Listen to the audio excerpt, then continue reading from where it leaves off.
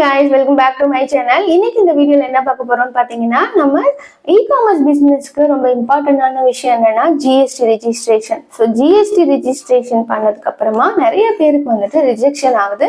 So இந்த பிஸ்னஸை நம்மளால கண்டினியூ பண்ண முடியல. ஏன்னா ரொம்ப இம்பார்ட்டன்டான விஷயம் வந்து GST தான். GST இருந்தால் மட்டும்தான் e-commerce பிளாட்ஃபார்ம்ல நம்ம ப்ராடக்டை செல்லிங் பண்ண முடியும் இல்லையா? ஸோ எதனால இந்த GST ரிஜெக்ஷன் ஆகுது, என்னென்ன விஷயங்கள் எல்லாத்தையும் கரெக்டாக ஃபாலோ பண்ணால் இந்த எல்லா விஷயங்களையும் அவாய்ட் பண்ணலாம் அப்படின்றது தான் கம்ப்ளீட்டாக இந்த ஒரு வீடியோவில் நம்ம டீட்டெயில்டாக பார்க்க போகிறோம். ஸோ ஸ்கிப் பண்ணாமல் பாருங்கள், நிறைய யூஸ்ஃபுல்லான இன்ஃபர்மேஷனை நீங்கள் தெரிஞ்சுக்கலாம். பார்த்தீங்க அப்படின்னா நிறைய பேர் ஜிஎஸ்டி ரெஜிஸ்டர் பண்ண போகும்போது ஓனாகவே நீங்கள் போர்ட்டலில் போயிட்டு பண்ணுறீங்க. அந்த டைமில் சின்ன மிஸ்டேக்ஸ் நீங்கள் பண்ணுறது மூலமாக வந்துட்டு ரிஜெக்ஷன் ஆகும். ஏன்னா ப்ராப்பராக டாக்குமெண்ட்ஸ் என்னென்ன இதோ அதை நீங்கள் ப்ராப்பராக சப்மிட் பண்ணியிருக்காம போயிருக்கலாம். ஸோ நீங்கள் ஜிஎஸ்டி பண்ண போகிறீங்க அப்படின்னா பெஸ்ட் வந்து ஆடிட்டர் வச்சு மூவ் பண்ணுங்கள். ஆடிட்டர் வச்சு மூவ் பண்ணும்போது அவங்க என்னென்ன டாக்குமெண்ட்ஸ் நீடு அப்படின்றத பார்த்துருவாங்க. நீங்கள் அனுப்பும்போது அதில் ஏதாவது மிஸ்டேக்ஸ் இருந்தாலும் இதை நீங்கள் ரெடி பண்ணி கொடுங்கன்னு சொல்லுவாங்க. ஸோ இதெல்லாம் பண்ணும்போது ஆல்மோஸ்ட் இவங்களே எல்லாத்தையும் ப்ராப்பராக செக் பண்ணிடும் போது மோஸ்ட்லி ரிஜெக்ஷனை வந்து நீங்கள் அவாய்ட் பண்ணலாம். பெட்டர் ஆடிட்டர் வச்சு பண்ணுங்கள். ஆல்ரெடி நான் ப்ரீவியஸ் வீடியோலேயே வந்துட்டு என்னென்ன நீடு, என்ன மாதிரியான ப்ரொசீஜர்ஸ்லாம் நீங்கள் ஃபாலோ பண்ணணுன்றதை நான் வீடியோ போட்டிருக்கேன். நீங்கள் பார்க்கலன்னா நான் டிஸ்கிரிப்ஷனில் லிங்க் கொடுக்குறேன், அதையும் நீங்கள் பாருங்கள். இருந்தாலும் ரிஜெக்ஷன் ஆகுதுன்னு சொல்லி நிறைய பேர் ரிப்பீட்டடாக சொன்னனால இன்னும் கொஞ்சம் இன்டெப்த்தாக இந்த வீடியோவை நம்ம பார்க்கலாம்.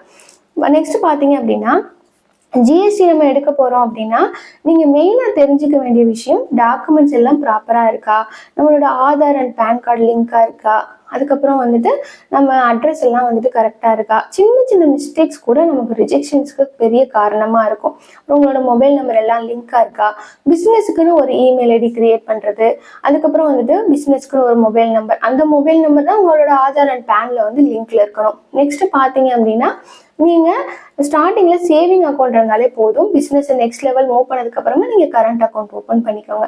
ஸோ இது எல்லா டீட்டெயிலுமே நீங்கள் ஆடிட்டர்கிட்ட ப்ரொவைட் பண்ணுற மாதிரி இருக்கும். அப்புறம் சில வந்துட்டு நீங்கள் ஸ்டே பண்ணியிருக்கக்கூடிய வீட்டில் ரெண்டட் ஹவுஸாக இருக்கலாம், இல்லை ஓன் ஹவுஸாக இருக்கலாம், அதுக்கான அட்ரஸ் ப்ரூஃப்ஸ் எல்லாத்தையுமே வந்துட்டு ரெடி பண்ணி தர சொல்லுவாங்க. நீங்கள் அதெல்லாம் வந்துட்டு கொடுத்துட்டீங்க அப்படின்னாலே ப்ராப்பராக உங்களுக்கு ஜிஎஸ்டி ரெஜிஸ்ட்ரேஷன் பண்ணி கொடுத்துருவாங்க. நெக்ஸ்ட் பார்த்தீங்க அப்படின்னா நான் எல்லா டாக்குமெண்ட்டையும் ப்ராப்பராக கொடுத்தேன், எனக்கு ஜிஎஸ்டி நம்பரும் வந்துருச்சு, ஆனால் வெரிஃபிகேஷன் வரும்போது எனக்கு ரிஜெக்ஷன் ஆயிடுச்சு அப்படின்னு சொல்லிட்டு உங்களை நிறைய பேருக்கு டவுட் இருக்கும். அது எதனால நடக்குது அப்படின்னா யூஸ்வலாக இப்போ நம்ம ஷாப் வச்சுருக்கோன்னு வச்சுக்கோங்களேன். ஷாப் வைக்க போகிறோம், நமக்கு ஜிஎஸ்டி வந்துருச்சு அப்படின்னா நம்ம வந்து ஷாப்க்கு தேவையான எல்லா செட்டப்பையும் கம்ப்ளீட்டாக வச்சுருவோம். ப்ராடக்ட் வச்சுருவோம், நம்ம கடைக்கு வந்து பேனர் வைக்கிறது, என்னென்ன நீடோ எல்லாத்தையும் பெர்ஃபெக்டாக ரெடி பண்ணி வச்சுருவோம்.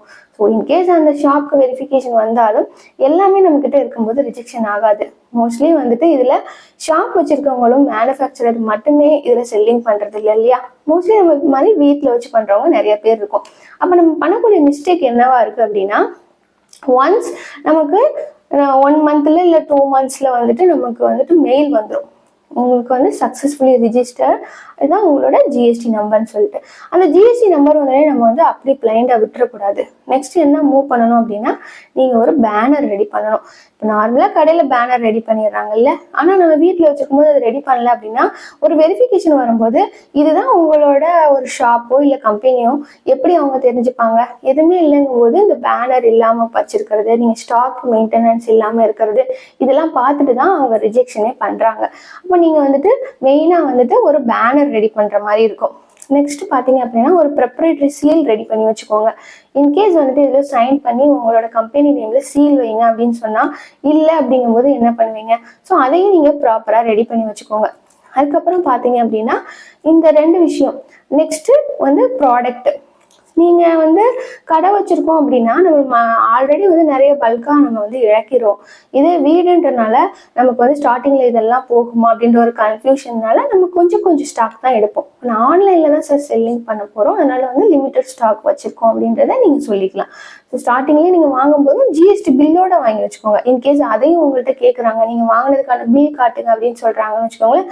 ஸோ அந்த டைம்லேயும் ரிஜெக்ஷன் ஆகும் இல்லையா? ஸோ ப்ராப்பராக வந்துட்டு நீங்கள் என்ன பண்ணுங்கள், ஒரு ப்ராடக்டாக இருந்தாலும் சரி, நீங்கள் உங்களோட கம்பெனி நேமோட தானே நீங்கள் ரிஜிஸ்டர் பண்ணியிருப்பீங்க ஜிஎஸ்டி, அந்த கம்பெனி நேம் போட்டு ப்ராப்பராக ஜிஎஸ்டி பில் வாங்கி வச்சுக்கோங்க. ஸோ இது எல்லாமே இருக்கும்போது மோஸ்ட்லி ரிஜெக்ஷன் ஆக வாய்ப்பே இல்லை.